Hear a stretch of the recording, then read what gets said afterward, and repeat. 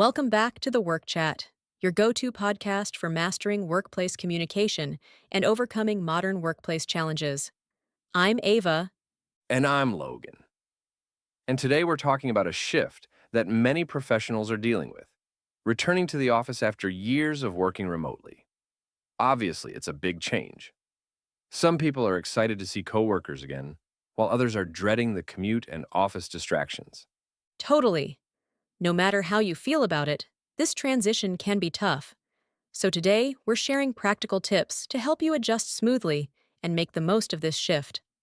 Let's address the obvious. This is a major transition. After years of working from the comfort of our homes, managing our own schedules, and skipping the daily commute, we're now being asked to shift gears entirely. And that change can feel very overwhelming. So, tip number 1, give yourself time to adjust. Yes, if you're feeling resistant, that's totally normal.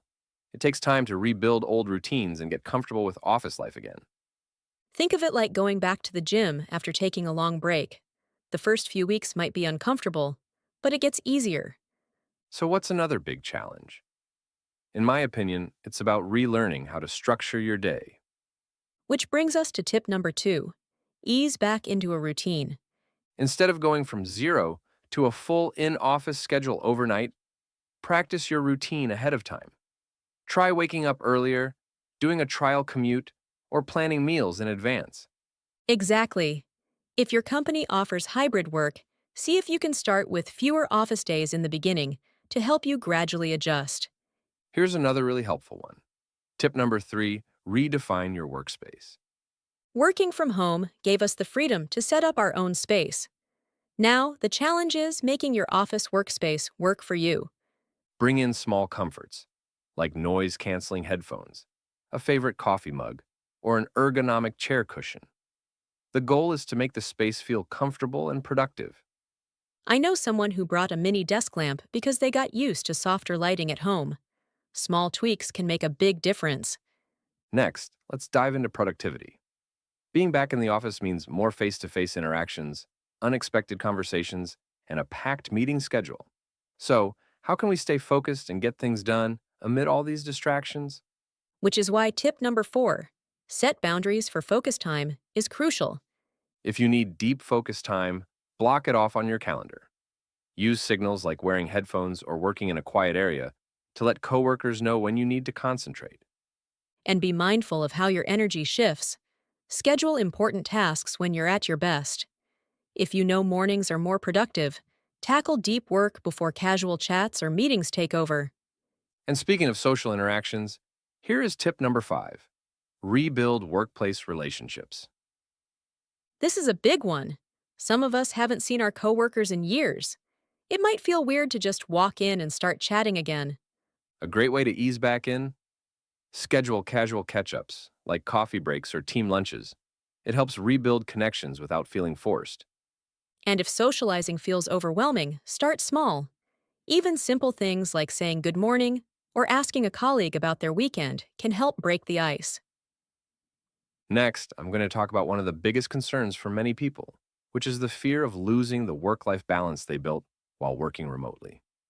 Over the past few years, people got used to having more control over their schedules. Whether that meant taking midday walks, handling personal errands during breaks, or simply having more time with family. Now, with the return to the office, there's a real concern that long commutes, rigid schedules, and increased in-person demands could disrupt that balance and lead to burnout. So, how can we maintain some of that flexibility while transitioning back? Yep. And that's why our tip number 6 is maintain healthy boundaries. Just because you're back in the office doesn't mean you have to be available 24/7. If your job allowed flexibility before, talk to your manager about keeping some of that flexibility, like remote days or adjusted hours. And don't feel guilty about protecting your time. If you used to go for midday walks or start work earlier at home, see if you can adapt some of those habits to your office schedule. All right, let's recap on our recommendations. Number 1, give yourself time to adjust. This transition is big, and that's okay. Number 2, ease back into a routine. Try practicing your schedule in advance. Number 3, make your workspace comfortable. Bring small things that make office life better. Number 4. Set focus time boundaries. Protect your productivity from distractions. Number 5. Rebuild workplace relationships. Schedule casual meetups and start small. And finally, maintain work life balance. Advocate for flexibility where possible.